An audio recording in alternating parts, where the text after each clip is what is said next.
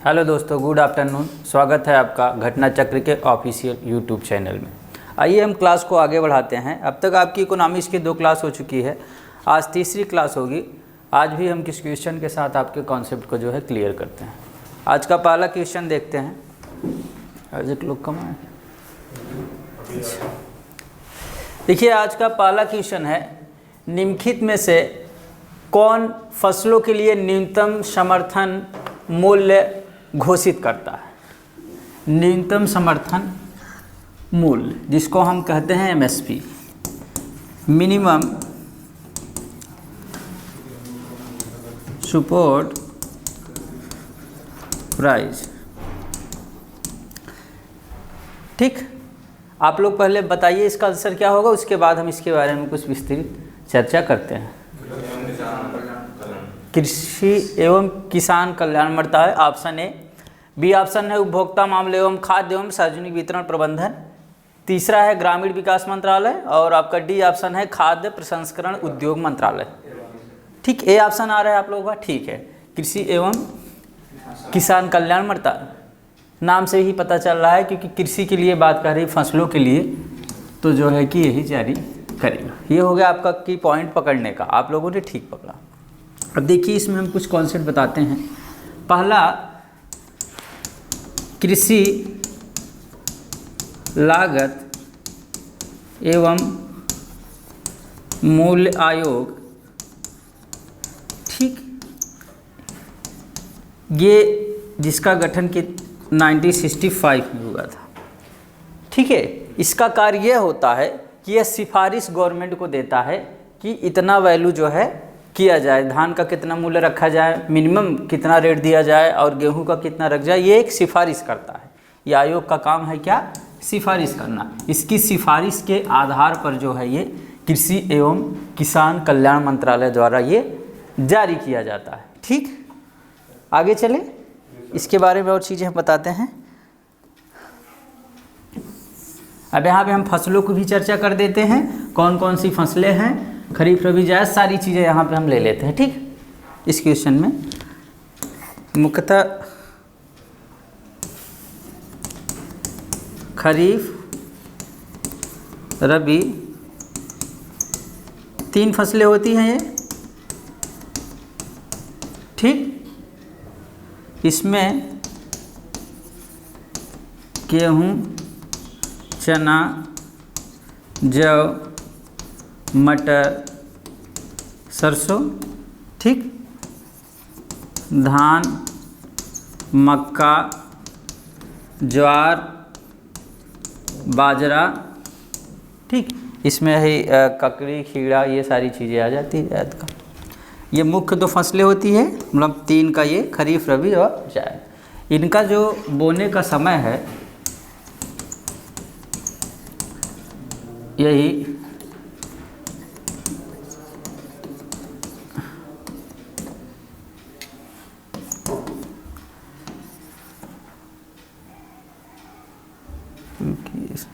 ये नोट हो गया इतना। ठीक,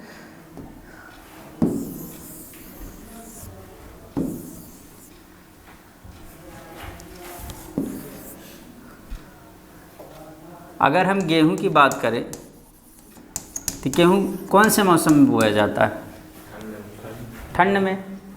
ठीक,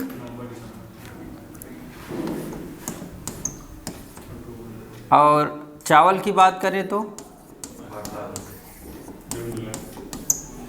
बरसात में। अभी गेहूं का मौसम है। ठीक, ये गेहूं कौन सी फसल है,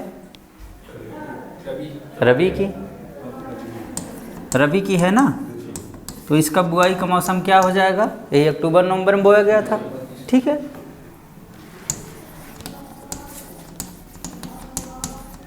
पकड़ा करिए। ठीक है, रटने की हमेशा ज़रूरत नहीं होती। अब इसकी कटाई कब होगी, मार्च अप्रैल, वही मान लीजिए 4 महीने का ड्यूरेशन। 2 लेता है तो 2 उधर भी जाएगा। ठीक है,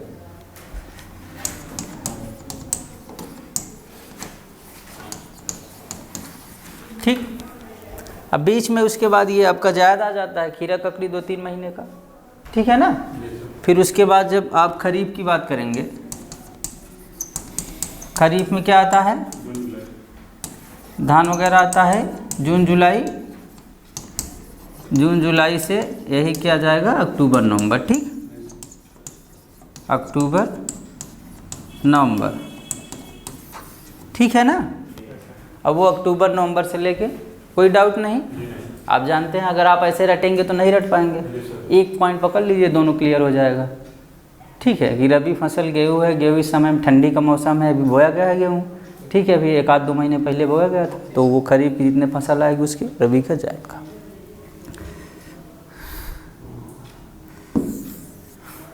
कॉन्सेप्ट क्लियर करेंगे और रटेंगे तो भूल जाएंगे, ठीक। हमने बताया कृषि लागत एवं मूल्य आयोग बता दिया, ठीक है, वो सिफारिश करता है। अब देखिए एमएसपी में टोटल फसलें कितनी हैं, 25 फसलों पे सरकार जो है मिनिमम सपोर्ट प्राइस जारी करती है, ठीक है। 25 फसलों में 24 को तो डायरेक्ट करती है, एक गन्ना है, कौन सा, गन्ना को अलग से मूल्य जारी करता है, उसको आर्थिक मामलों को मंत्रिमंडल समिति इसको जारी करती है, ठीक है। आर्थिक मामलों की मंत्रिमंडली, अब क्या इसमें कितना बचा के लिखी, इसके ही नहीं चल रहा, ठीक। ये गन्ना टोटल अगर पूछता है गवर्नमेंट कितने के लिए जारी, 25, 24 का एक, और ये एक गन्ना का अलग से जारी किया जाता है, ठीक। ये हमेशा आर्थिक मामलों के मंत्रिमंडल समिति के इसको जारी करती है, ठीक है। अब देखिए फसल कहिए तो फसल बता दें टोटल, ठीक है, इसको इरेज करना पड़ेगा क्योंकि काफ़ी स्पेस लेगा। मंत्रिमंडल समिति होती है ना, तो वो सिफारिश करती है, वो देखती है, क्योंकि बहुत प्रभावित क्षेत्र है ना गन्ना, बड़े काफ़ी लोगों को रोजगार मिला है, काफ़ी बड़ा उद्योग है गन्ना का, तो उसको लिए एक स्पेशल जो है प्रोविज़न करके रखा गया। अनाज 7, दाल 5, ठीक। अनाज मतलब 5 प्रकार के बताएंगे, ये तिलहन 8, और वाणिज्यिक फसल जो होगी अभी हम बता रहे हैं क्या है, वाणिज्यिक फसल 4 होगी प्लस गन्ना। अब देखिए अनाज में क्या क्या हो सकता है, धान, गेहूँ, ठीक, और क्या हो सकता है, जव, ठीक, ज्वार, बाजरा, मक्का, कितना हो गया, राई, राई होता है ना, 7 हो गया, ठीक। अब इसमें आते हैं दाल में, दाल में चना, मटर नहीं आता, अरहर, मूंग, हाँ, चना, अरहर, मूंग, उड़द, नहीं सोयाबीन तेल में आएगा, चना, अरहर, मूंग, उड़द, मसूर, मसूर की भी दाल होती है ना, 5 दाल हो गई। अब तेल में देखते हैं, 8 है ना, सरसों, सोयाबीन, मूंगफली, सूरजमुखी, ठीक, तिल, ठीक, एक तोरिया होता है, फसल होती है, हाँ, एक कुसुम होता है, कुसुम का बीज, एक नाइजर सीड होता है, किसको बोलते हैं, नाइजर सीड। हो गया 1 2 3 4 5 6 7 8, ठीक। इसमें क्या आ जाएगा, कपास, कच्चा कपास, ठीक है, कच्चा जूट, नारियल, और एक छिला हुआ नारियल आता है, इसको कोपरा कहते हैं, छिला हुआ होता है उसकी अलग मार्क वो प्राइस आता है, इसको कोपरा बोलते हैं, ठीक, ठीक, कोपरा, कोपरा ये, और गन्ना, ठीक है ना। इतने के लिए मिनिमम सपोर्ट प्राइस जो है जारी, कहाँ, तिल के बाद तोरिया, तोरिया है, एक कुसुम बीज होता है, एक नाइजर सीड होता है, ये सब तेल, नाइजर सीड कोई होती है प्रजाति, उसमें तेल निकलता है। अब अगर यहाँ पर अगर फिगर लगवाए होते तो दिखा देते, हाँ, कुसुम भी एक होता है, एक प्रकार का तिलहन फसल है, अब यहाँ पे फिगर लगाए तो दिखाते कि आप लोग देखे हो। अच्छा दूसरा ये है, हाँ थोड़ा कॉन्सेप्चुअल क्वेश्चन है, आप ध्यान से पढ़िएगा तो इसका जवाब दे लेंगे। निम्नलिखित में कौन सा एक सरकारी घाटे का मापन नहीं है? सरकारी घाटे का मापन नहीं। राजकोषीय घाटा में से जब ब्याज घटा देते हैं तो प्राथमिक घाटा आता है, तो घाटे को वो भी बताता है, राजकोषीय घाटा भी बताता है, राजस्व घाटा भी बताता है, लेकिन यहाँ इसमें घाटे की बात नहीं की है। और राजस्व वो होता है जो सरकार की एक जिम्मेदारी होती है, जैसे कि जो मंथली पेमेंट दे रहा था ना, राजस्व वाला ही दे रहा था ना, राजस्व आया रहा तो राजस्व है, जैसे शिक्षा, स्वास्थ्य, कहीं से ऋण लिया उसका ब्याज, और जैसे लोगों को सब्सिडी देना हो, गैस पे सब्सिडी देना हो, पेंशन देना हो, तो इसकी ज़रूरत है। इससे कोई सृजन नहीं होता पूंजी का, इसको पैसा लगाने से सरकार को कोई प्राप्ति नहीं होती, इसको इसकी ज़रूरत है। जैसे हमने कहा वो लड़का मंथली दे रहा है राजस्व है, और मंथली खर्च हो रहा है राजस्व है, ठीक। और पूंजी वह होता था वो ऐसी जगह लाता था जहाँ उसको बाद में पैसे प्राप्त होता था, कैप मतलब पूंजी लगाता था, ठीक है। तो वो चीज़ें हो गई, तो ये आंसर क्या हो गया? राजस्व है, ठीक है ना। यहाँ इसका कोई पूंजी का सीजन नहीं होता, यहाँ घाटे की कोई चर्चा है ही नहीं। अगले क्वेश्चन चलते हैं। प्रधानमंत्री फसल बीमा योजना का लगा है, ठीक है। प्रधानमंत्री फसल बीमा योजना, अब यहाँ पे खरीफ रबी बताना था, लेकिन हमने वहीं पे बता दिया क्योंकि यहाँ उसकी ज़रूरत है। अब बता दिया तो आपको आसानी होगा।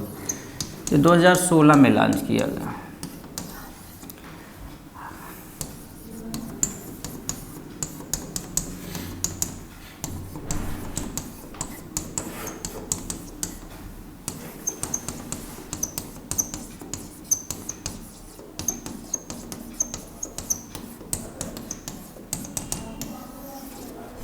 जैसे किसान फसल जब उगाते हैं, ठीक है, तो उसमें जो लागत लगाते हैं, बीज रहेगा, सिंचाई होगा, सारी चीज़ें लगेंगी। अगर उनको कोई आपदा हो जाए या उनका नुकसान हो जाए, प्राकृतिक आपदा, बाढ़ आ जाए, आंधी आ जाए, तो उनकी लागत का जो है खरीफ फसल के लिए 2%, रबी के लिए 1.5% और वाणिज्यिक फसल के लिए 5%। जितना लगेगा उसका उतना गुना देंगे। ये है फसल बीमा। समझने के लिए, जैसे एक आदमी बीमा कराता है, सुरक्षित रहता है, उसके साथ कोई घटना घट गई तो उसको पैसा मिलता है। तो वैसे फसल जब बोया जाता है, उसके साथ कोई घटना घट गई, बाढ़ आ गया, सूखा आ गया, कोई आपदा आ गई, तो किसान का नुकसान हो जाएगा, लागत भी चला जाएगा। तो गवर्नमेंट ने कहा कि अगर नुकसान होता है ऐसी परिस्थिति में जो खरीफ की फसल होगी उसके लिए 2%, जो लागत लगेगा उसका 2%, रबी का 1.5%, वाणिज्यिक जो कमर्शियल फसलें हैं उसके लिए हम 5% आपका भुगतान कर देंगे। जैसे किसानों को सुरक्षा मिल सके, उनको खतरा ना हो, ठीक है, सुरक्षित समाज का निर्माण हो सके, ठीक है। कोई दिक्कत इसमें? फसल बीमा मतलब फसल का बीमा करा लिया। हाँ, फसल बीमा योजना। अक्टूबर 2020 में रेपो दर क्या होता है? रेपो दर वह होता है जो वाणिज्यिक बैंक जो होता है जिस दर पे आरबीआई से जो है ऋण लेता है। भाई अगर ये आरबीआई है, ये वाणिज्यिक बैंक है, अल्पकालीन ऋण लेंगे ना, अल्पकालीन, तो जिस ब्याज पर ये देगा वही क्या है? रेपो। अगर दीर्घकालीन के लिए देगा तो बैंक रेट हो जाएगा, 6 महीना, 1 साल, 2 साल के लिए, कि भाई चलो हम इतना पैसा दे रहे हैं, इतने दिन बाद लेंगे, लेकिन ब्याज हम लेंगे, तो दीर्घकाल के लिए, ये अल्पकाल के लिए, ठीक है। रेपो रेट था। तो ये पूछा है कि 20 में कितना था, ठीक है। पुराना क्वेश्चन है, उस समय 4% था, अभी आपका वर्तमान में पूछेगा तो लेटेस्ट 6.25, ठीक है। ये बदलता रहता है, तीसरे महीने का आपका बदलता रहता है, ठीक है। रेपो रिवर्स रेपो बता तो दिए थे, लिखना है क्या कि नोट्स दिला देंगे? रेपो मतलब ये ले रहा है, रिवर्स रेपो में हमने बताया था कि अपना कुछ पैसा यहाँ पर रख देगा, भाई इसके पास ज़्यादा पैसा है तो रख देगा, तो कुछ इसको ब्याज मिलता रहेगा ना, रिवर्स हो गया। इसमें तो आरबीआई से इसने ले लिया, भाई हमको चाहिए, मार्केट में पैसा देना है, चलो इसने कहा ठीक है ले लो, लेकिन हम ब्याज ले लेंगे, जैसे आप गांव से उठाते हैं, तो वो रेपो हो गया। अगर ये कम रहेगा, जैसे अगर इसको 2% देना हुआ तो ज़्यादा लोन ले लेगा ना, और मार्केट में खूब पैसा फेंकेगा। अगर ये रेपो चढ़ जाएगा तो उसको ज़्यादा, उसके पास पैसा नहीं है, ज़्यादा नहीं लेगा, ब्याज ज़्यादा देना है, तो मार्केट में पैसा कम फ्लो करेगा। रिवर्स का ये सामान्य भाषा है कि इसमें आरबीआई को ब्याज देना पड़ता है। भाई सिक्योरिटी रखा हुआ है अपना, यहाँ कुछ ब्याज ले रहा है, ठीक है, इसमें उसको देना पड़ता था क्योंकि लोन लिया था, लेकिन इसमें इसने रख दिया है, रखने की वजह से आरबीआई उसको ब्याज दे रहा है, रिवर्स कर रहा है, ठीक है। अब बाकी सीआरआर को अपने कुल जमाओं का एक निश्चित हमें कैश में रखना होता था, इसलिए कैश रिजर्व उसको सीआरआर हो गया। और वही कैश सोने में या तो जो सरकारी संपत्ति है बांड वगैरह उसमें रखता है तो एसएलआर है, सांविधिक तरलता अनुपात, ठीक है ना, कोई दिक्कत नहीं।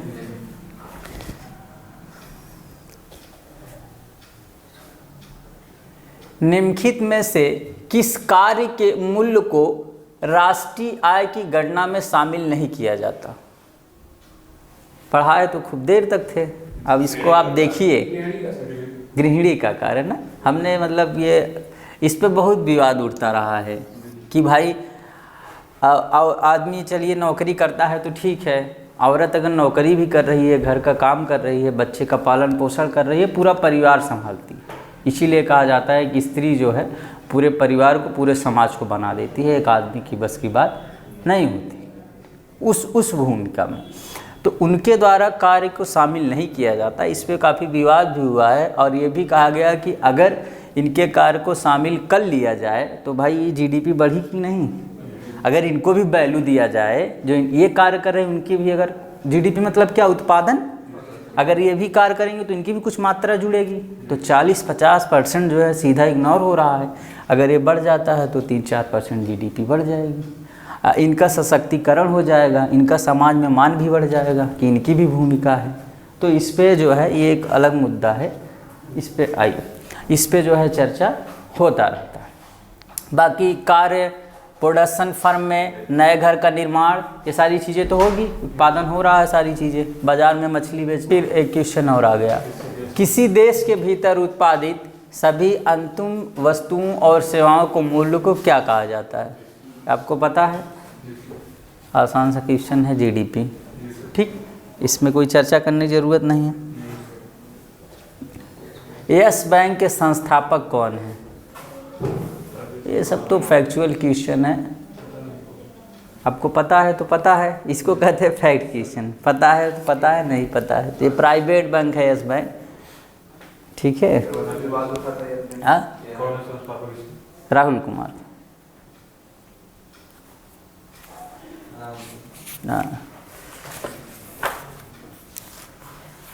क्वेश्चन थोड़ा बहुत बढ़िया सेट किया होगा तो हम काफ़ी चीज़ें आपको जो है बता देते हैं।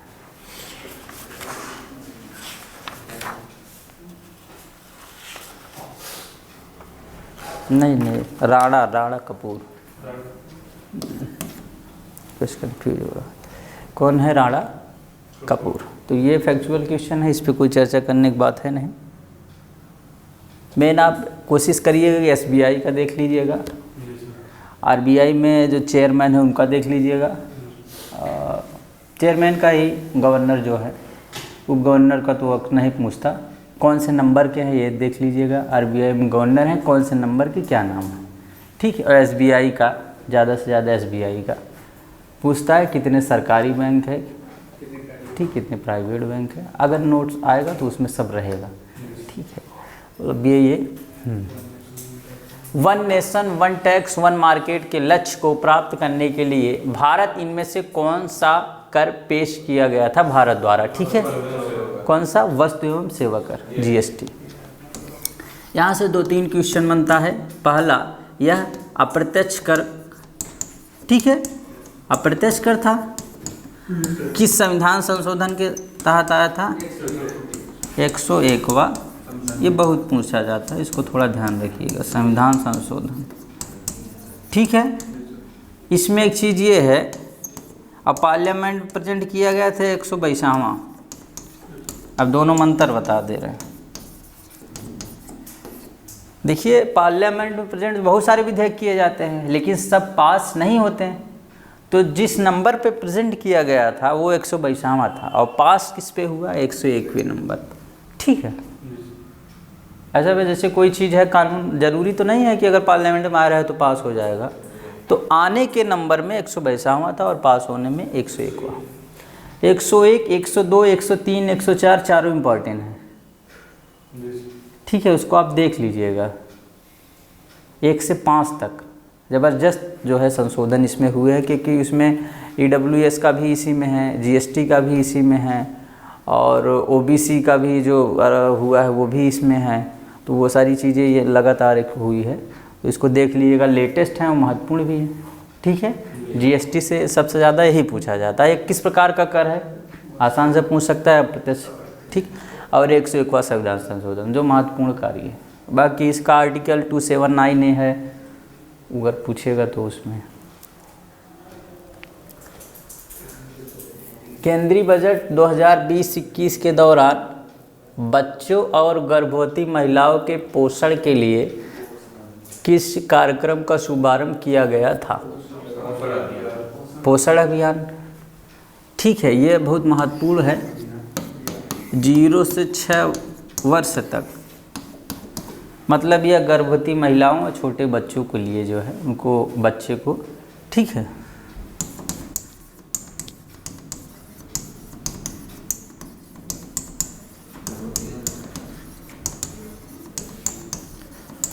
अब इसमें उनका स्वास्थ्य हो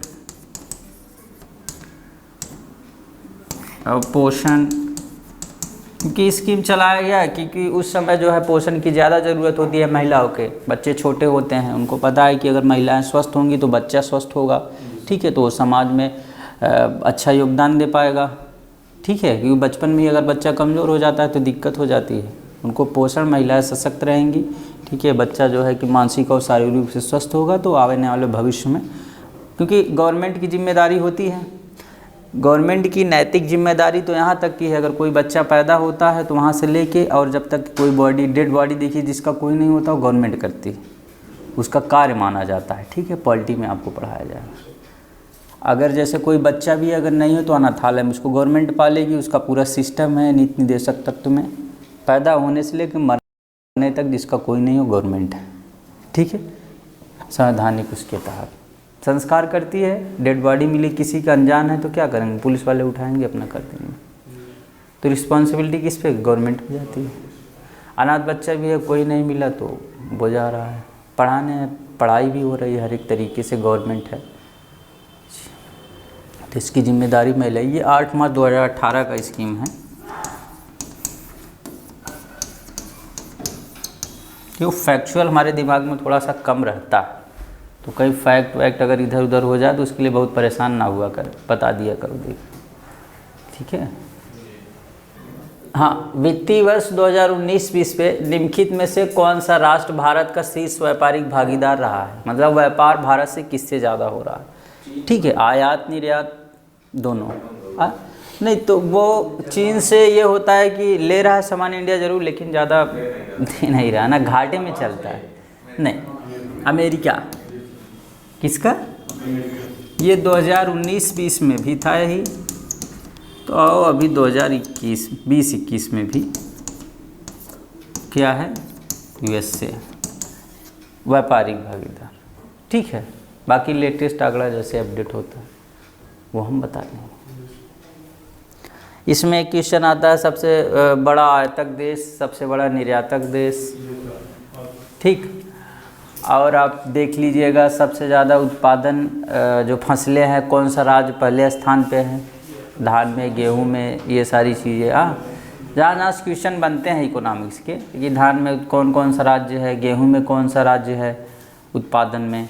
ठीक है, ये हो गया व्यापार, कहाँ से भारत ज़्यादा आयात करता है, कहाँ किस देश से ज़्यादा निर्यात करता है, ये ओरली क्वेश्चन, ये सब आप देख लीजिएगा, यहाँ से क्वेश्चन बनते हैं। द क्वेश्चन है, निम्नलिखित में से किस राज्य ने 1 दिसंबर 2020 को अरुणोदय योजना का शुभारंभ किया? फैक्ट क्वेश्चन है, नहीं पता? नहीं, यूपी नहीं। अरुणोदय पश्चिम बंगाल नहीं है। अब बताइए। असम हो सकता है ना? तो असम हो सकता है, तो असम को क्लिक करिए। या महिलाओं को 1000 रुपये जो है देता है, जिससे वो अपना बेसिक ज़रूरतें पूरी कर सके, घर की आवश्यकता, दाल, चीनी, ये सारी चीज़ें। तो इसमें क्या है? असम। क्वेश्चन ज़्यादा हमको लगता, ठीक है। हाँ,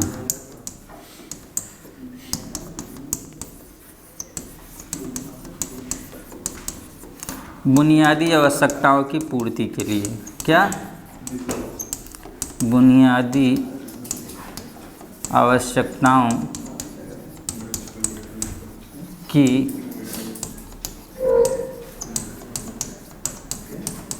ये क्वेश्चन मैंने गरीबी का डाला था। अगर गरीबी मिल जाता है तो उसमें सारी चीज़ें बता देंगे। गरीबी अब एक अंतर्राष्ट्रीय स्तर पर रिपोर्ट जारी होता है, राष्ट्रीय स्तर पे होगा,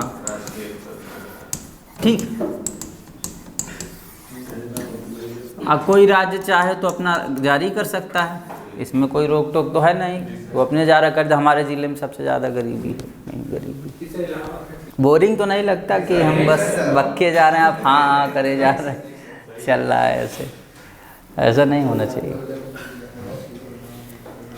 2011 गरीबी का क्वेश्चन आ गया। कुछ चीज़ें हम बता देते हैं। गरीबी अगर हम पूछे, जैसा कि हमने बताया था कि SDG इसमें 17 गोल की बात करें, क्या 17 गोल, और सबसे पहले स्थान पर हमने क्या कहा था? गरीबी। कि विश्व के नेताओं ने कहा कि अगर पूरे विश्व में सबसे ज़्यादा और सबसे पहले किसी पे कार्य करने की ज़रूरत है तो गरीबी। गरीबी के बिना सारा जीवन बेकार। मतलब जो गरीबी से पीड़ित है उसका सारा जीवन जो है, क्योंकि इसमें सपने मर जाते हैं। आदमी बहुत कुछ जानता हुआ लेकिन इसमें सपने मर जाते हैं, ठीक है। गरीबी एक ऐसी चीज़ है जो आपकी भूख छीन लेगी, ठीक है, आपकी सोच छीन लेगी, आपके सपने छीन लेगी, और सबसे बड़ा चीज़ होता है सपनों का खो जाना, ठीक। तो गरीबी सपनों को खा जाती है। बुजुर्ग, बच्चा, महिला किसी को नहीं छोड़ती।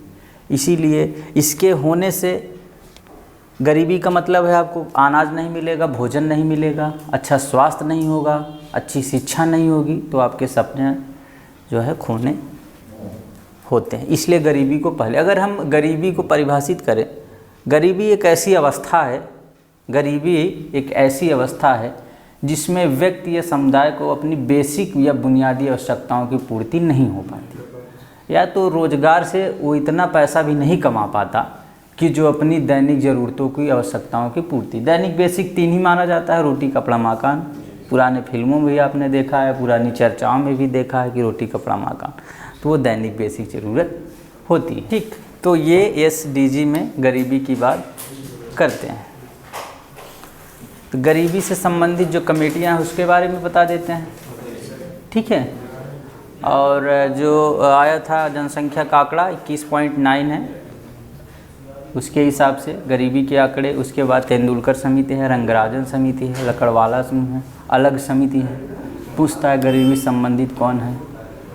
और कैलोरी के आधार पर मापते हैं कि आय के आधार पर, ठीक है।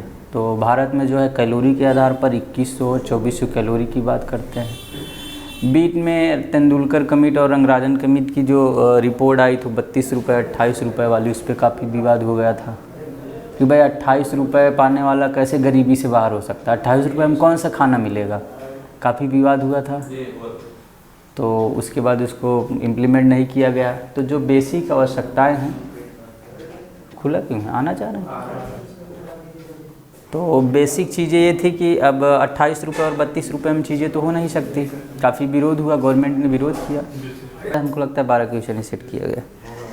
देखिए, हम गरीबी के बारे में बता रहे थे, तो गरीबी के बारे में हमने ये बताया कि गरीबी एक ऐसी अवस्था होती है जिसमें लोगों की बेसिक आवश्यकताओं की पूर्ति नहीं हो पाती। बेसिक आवश्यकताएं क्या होती है? रोटी, कपड़ा और मकान, ठीक। या व्यक्ति इतना भी पैसा का नहीं कमा पाता कि जो है उसकी बुनियादी चीज़ों की ज़रूरत की पूर्ति हो सके। गरीबी को पूरे विश्व के नेताओं ने ये सस्टेनेबल डेवलपमेंट गोल, SDG जिसको बोलते हैं, 17 गोल हैं। विश्व के नेताओं ने 17 गोल इंडिकेट किया है कि पूरे विश्व में 17 चीज़ों पे काम करना है, और पहले नंबर पे गरीबी को रखी गई है। गरीबी को इसलिए रखा गया है कि गरीबी ऐसी चीज़ है जो व्यक्ति को स्वास्थ्य को मार सकती है, व्यक्ति के सपनों को मार सकती है, ठीक है। तो इसलिए गरीबी को पहले स्थान पर रखा गया है। गरीबी ना तो बच्चे को पहचानती है, ना बुजुर्ग को पहचानती है, ना तो महिला को पहचानती है। गरीबी होने से लोगों की भोजन नहीं मिल पाएगा, स्वास्थ्य भी गड़बड़ होगा, शिक्षा भी होगा और उसके सपने भी ख़त्म हो जाएंगे। इसलिए लोगों ने पहले स्थान पर जो है गरीबी को रखा और गरीबी पे कार्य करना शुरू किया, ठीक है। तो हमने ये बताया गरीबी की डिफिनीशन। उसके बाद गरीबी से संबंधित कुछ समिति जो आप लोगों में पूछा जाता है। एक अलग समिति क्या है? अलग समिति, रंगराजन तेंदुलकर समिति,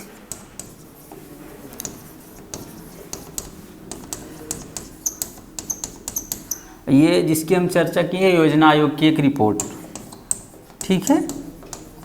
योजना आयोग एक समिति थी, लकड़वाला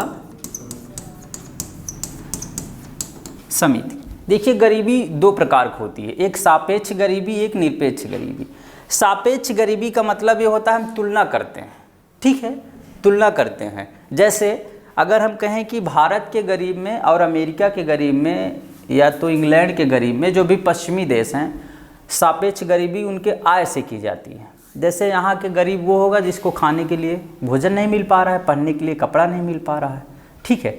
लेकिन वहाँ का गरीब वो होता है जो 4 व्हीलर से आएगा, उतरेगा और एक बड़ी सी झाड़ू लेगा, पोंछा लगाएगा रूम में, ठीक है, कोट पैंट पहनेगा और फिर आराम से पैसे लेकर चला जाएगा, वो भी गरीब माना जाता है। वो 4 व्हीलर से आएगा, वो साफ़ सफाई करेगा एक स्टैंडर्ड तरीके से, लेकिन वो वहाँ के लिए गरीब है, ठीक। यहाँ की गरीबी वहाँ की गरीबी में अंतर, सापेक्ष आय की तुलना की। निरपेक्ष गरीबी वो होती है जिसमें लोगों की ज़रूरत जो है वो पूर्ति ना हो पाए, ठीक है। इसको संपूर्ण गरीबी की बात करते हैं और गरीबी पे हम लोग काम कर रहे हैं।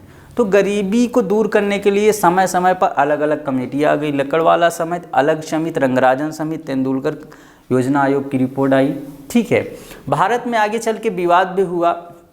तेंदुलकर समिति, रंगराजन समिति की जब ये रिपोर्ट आई थी तो उसमें 32 रुपये और 28 रुपये की चर्चा की गई थी कि 32 रुपये शहरी क्षेत्र में जो पाएगा और ग्रामीण क्षेत्र में 28 रुपये और गरीब नहीं कहा जाएगा।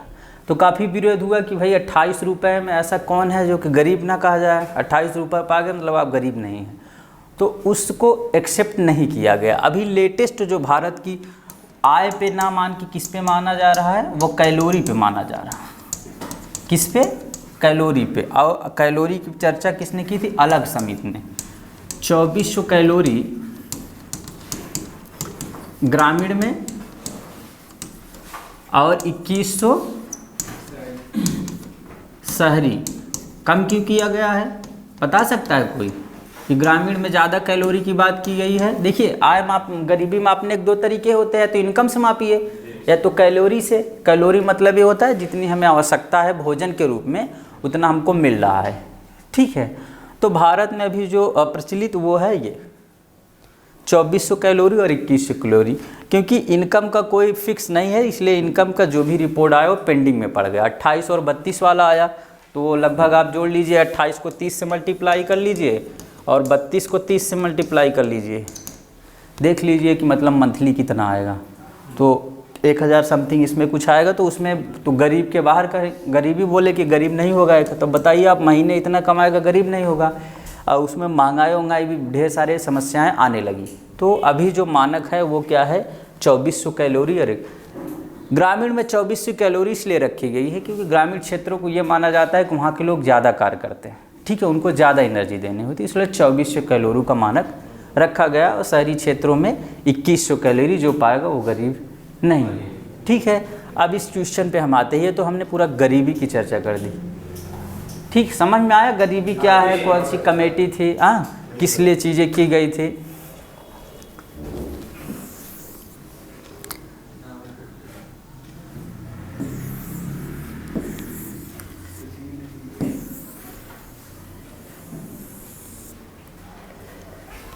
तो इसमें पूछा है 2011-12 में की गई गणनाओं के अनुसार ग्रामीण भारत के व्यक्तियों के लिए गरीबी, किसके लिए पूछा है, हमने बताया इकोनॉमिक्स में आप की पॉइंट पकड़ा करिए, ग्रामीण भारत के लिए, ठीक है, गरीबी रेखा और प्रतिमाह कितना तय किया गया है।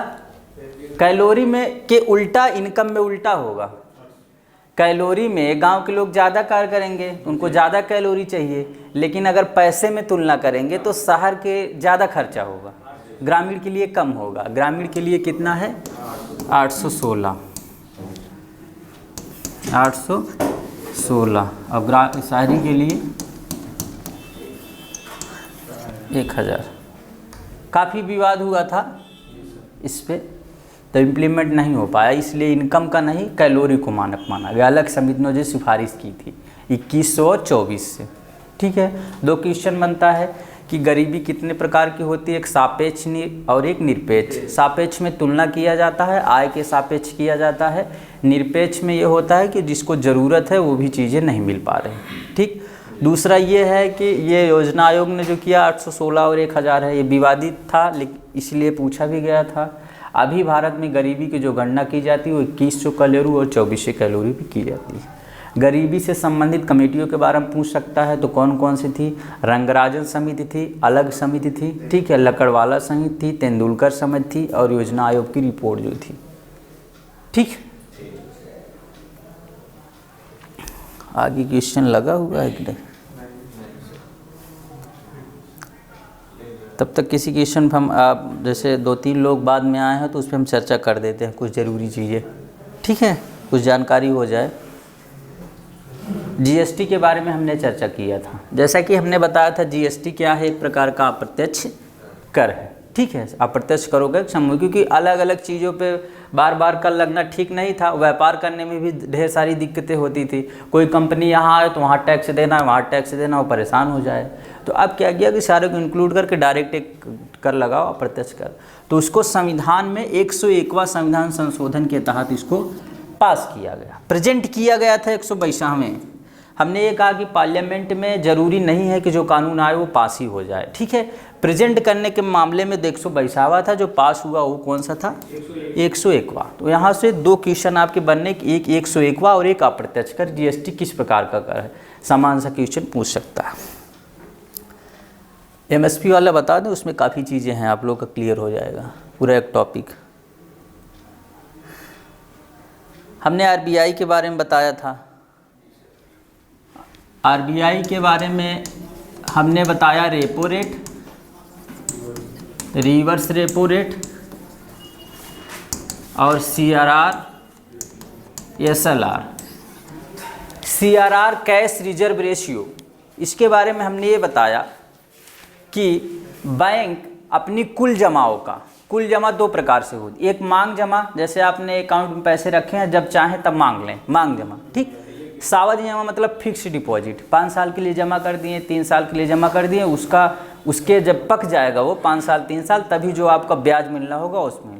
तो बैंक अपनी कुल जमाओं का एक निश्चित हिस्सा आरबीआई के पास कैश रूप में रखते हैं, नगद रूप में, ठीक है। जैसे 100 रुपये है तो मान लीजिए 24 रुपये आरबीआई के पास रख दिए, किसमें, नगद में। बैंक अपनी कुल जमाओं का एक निश्चित हिस्सा आरबीआई के पास नगद में जमा करते हैं, वो कैश रिजर्व रेशियो होता है, सीआरआर, ठीक। इसलिए रखते हैं कि बाद में अगर कोई समस्या होती है तो ये जैसे हम लोग मान लीजिए अपना पैसा आ रहा है तो कुछ भविष्य के लिए रख देते हैं कि कोई समस्या आई, इसलिए ये भी।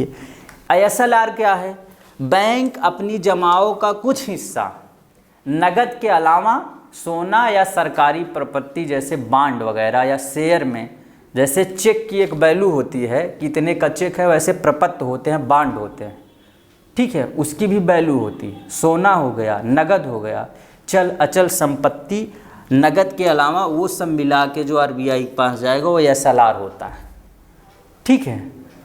बैंक अपनी जमाओं का कुछ हिस्सा नगद प्लस सोना और सरकारी संपत्ति के रूप में आरबीआई के पास रखते हैं। सीआरआर में सिर्फ कैश रहता था, एसएलआर में कैश के अलावा सोना भी रहता है और सरकारी संपत्ति भी रहती है, ठीक है। उसके बाद हमने बताया रेपो रेट। रेपो रेट यह बताया कि आरबीआई जो है,